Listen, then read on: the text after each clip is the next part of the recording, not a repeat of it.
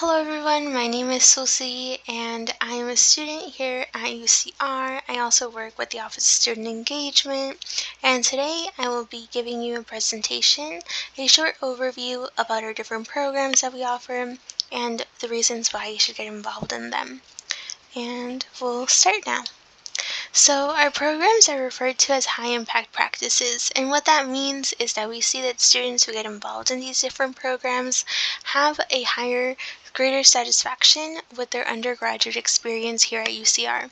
And here we want you to have the best experience possible, so we think that you would be able to manifest that by getting involved in our different programs, right? And so the benefits that we see are greater GPAs, having more holistic, genuine relationships with your faculty, and having more connections with your peers. And so the first website or program, you can say, resource that we'll be talking about is Ask UCR. And so Ask UCR, you can think about is a central hub, a central virtual hub that keeps all information related to UCR in one place. So let's say you have a question about how do I add dining dollars, right, to my account. You can go to Ask UCR and find that information. Let's say you want to identify who your academic advisor is and how you can make an appointment with them. Go to Ask UCR and just look through the little tabs, and then from there you'll be able to locate the answer. So it's really helpful. You can think about kind of like a chat box. However, it's you identify the information, right? And so it's the best part about it is that it's 24/7, So highly recommend checking it out. Next, we'll be talking about Campus Collective. And so Campus Collective is a text-based messaging program. And what's really cool about Campus Collective is that it's based on your availability. So you can talk with your mentor as much as you'd like or as little as you'd like. When you have a question, that is when you communicate with them. And so the program is open to freshmen and transfer students, and we match you based on your different interests, right? Upon filling out the form, and then from there you're matched with someone who would be able to assist you more and provide you that guidance that is needed.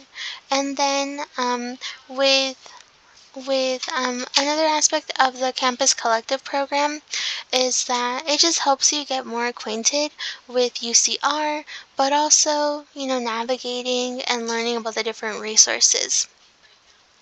And so next we have Excel Plus. And so Excel Plus is another program that our office offers, and through this program, you're able to obtain different digital badges, which you can add to your LinkedIn.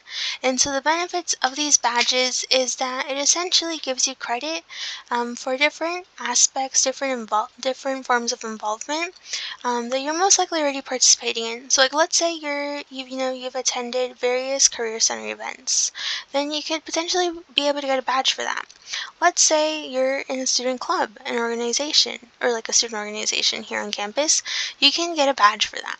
And so essentially all you'll have to do is subscribe to the Excel Plus Canvas page, which you can do through our website, and then from there you will have it pop up on your Canvas account, and then you'll just need to complete the necessary activities for that specific module so you can obtain the badge and add it to there. And these badges look really great on your LinkedIn, especially when connecting with people, but also when employers are referencing your LinkedIn to understand a little bit more about you. And now we'll be talking about community service. Our office offers a community service portal, which is where you can identify different service learning or volunteer opportunities. And so what this looks like, if you're familiar with UCR Handshake, it's in some ways similar. However, it's tailored and specifically to volunteer opportunities, whether on campus or off campus. And what's really convenient about this portal is that it does keep track of all the hours for you. I know when I was volunteering, it was really hard to keep an accurate log of all the hours that I had done. So what's convenient about the portal is that it does that for you, right? And so once you need that information for like a scholarship or like a fellowship, you're able to easily access it through there. And then you're on like student organizations here on campus are also able to like coordinate, schedule, organize service projects through there. And so it just makes it easier to identify like who's attending, right? Have people express interest, and then keep once again log of those hours since the portal does that for you as well. Now we'll be talking about undergraduate research, and so our office offers various components to, or various ways students can get involved in undergraduate research, or in research as an undergrad. And so the first component to getting involved in research is, finding an opportunity. And sometimes that can be hard. And so what our office offers to students is a research portal. So similar to the community service portal, this portal focuses on research. And that's really cool because, it has all the information centralized to one place. So we encourage professors to post their different research opportunities here on campus, and through the portal, you can identify what opportunities are available, what are the requirements to get involved in them, and, if they are paid or unpaid. From there, you can identify if it matches what you're interested in and learning more about, and you can apply directly through that same site. So it's just like a lot easier. It all stays within the portal. Next comes this aspect of, funding, right? So like let's say you're involved in research and you go present at a conference.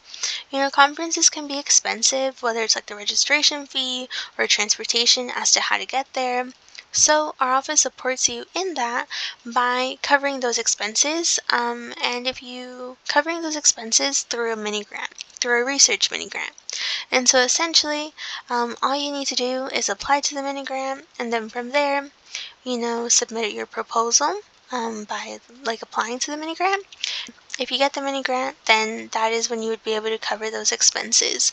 And the beauty about the mini grants is that they do cover research expenses, so whether that means like compensating the people who you interview for qualitative interviews, or maybe like buying a beaker, or like let's say you're going to like a conference, paying for that registration fee, or paying for your flight to get to that conference. Another opportunity that we have to fund research is the Chancellor's Research Fellowship. This is a program that allows students to pursue an independent research project. And so that's really amazing in the sense that you are compensated for the time that you spend in developing and refining your research project, right? And so it's a really great way to hone your research skills and essentially get more insight as to whether that may be something that you want to pursue in the future. And through the Chancellor's Research Fellowship, you also become like a research ambassador for that specific college your research centers in. And then the third component about research is presenting, right? It may be like the most significant component in some ways, as you are able to further develop your work. And so the ways that our office supports you throughout that, or to help you do that, is by offering a research symposium. And so the undergraduate research symposium is offered once a year at the end of the academic year in spring quarter. And this is a place where students can present either through like presentations, right, or like a poster presentation, and then from there you get feedback on your work and as to how to develop it, maybe some ideas to consider. And the best part about the symposium is that students are able to present at any point in their research process. So whether that means sharing your hypothesis, or let's say let's say you have your hypothesis and your research questions. Well, maybe sharing how like the methodologies that you're thinking about, and having a conversation with the audience as to like what are their suggestions and what they think would be the best methodology for your research project, and like other things to consider, right? Or like let's say you've already finished everything and you already have your like data analysis and all of that set. Well, sharing that, that could also be an opportunity. We also have the Undergraduate Research Journal, which is a great opportunity for undergrads to be published. And if you're considering graduate school, being published as an undergrad looks really amazing on your graduate school applications. Once again, it legitimizes and just affirms that you are a great writer and that you're ready for those next steps. And R-Courses. R-Courses is another program that we offer. R-Courses is really unique because only 3 UCs offer this program to undergraduate students. And it's essentially an opportunity where you can create your own class about any topic that you want. So these classes are created by students for students. In the past, topics have been about like Harry Potter. We've also had one on like bird watching, and there was one a couple of quarters ago on the book I'm Not Your Perfect Mexican Daughter. Ought to say, the topics, they can be really, or they are really unique, and they can be as academic or as non-academic as you'd like to engage with the course, right? And so the beauty about these different courses is that they are discussion based and they're 1 unit classes, and so students are more than welcome to take them as well, or they're more than welcome to create them and teach them. And so the process is a 3-quarter process. In the first quarter, that is where you propose your idea of a syllabus, and then in the next quarter, that is where you would be taking an Education 102 class, which essentially teaches you how to teach, gives you tips as to how to facilitate conversation and avoid those awkward moments that may happen, right? And then in the third quarter, that is when you would be teaching your course. So that is a little bit about our courses. To see which courses are being offered this quarter, you're more than welcome to go to our website and check out the Our Course tab and then the Take a Course sub-tab. And we'll move on now. So next, we'll be talking about our capital internships. And so our capital internships are essentially academic internships that combine, internship experience with getting credit for that. So you don't fall behind in your coursework, and it's a really great opportunity to get further guidance as to what you want to do next after UCR and how to do that. We have 2 programs. One is UCDC, which takes place in Washington, D.C., and then we have another one, which is UCCS, which takes place in Sacramento. Both of these programs allow you to get internship credit for the time spent with the organization, right, that you have your internship with, and then you do have additional coursework. And so for UCDC, that coursework is about like culture in reference to DC. And so some of the classes have been about like the Supreme Court justices, and then UCCS offers courses related like to research and public policy in California particularly. And both of the programs do nicely embed different opportunities for undergraduate, like for the participants to get involved with and engage further with the surrounding area and the region. And program eligibility, well, both of these programs are open to all majors. We do require junior-senior standing with at least 1 quarter completed here at UCR. That is specifically for our transfer students, and it is a minimum of a 3.0 GPA. Both of the programs are open to undocumented, documented, and AB 540 students as well. Now for prestigious awards. So In reference to prestigious awards, our office encourages students to apply to these different programs as there are many great opportunities in which they would be able to benefit from, right?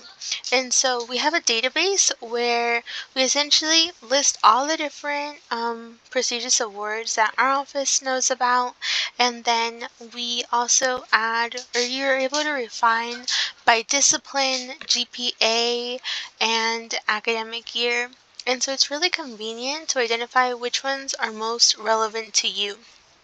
From there, you're able to check out the website and see the eligibility and the objective of that specific opportunity and see how it aligns with your interests, right? And so after you identify those aspects, then you're able to connect with our office and essentially have us give you more tips as to how you can build a competitive application for that specific opportunity. And yes, and then from there, this is the end of our presentation. So we really appreciate your attention and your interest in our different programs. We hope that you engage with our office, and if you're more than welcome to sign up for our mailing list by scanning this QR code.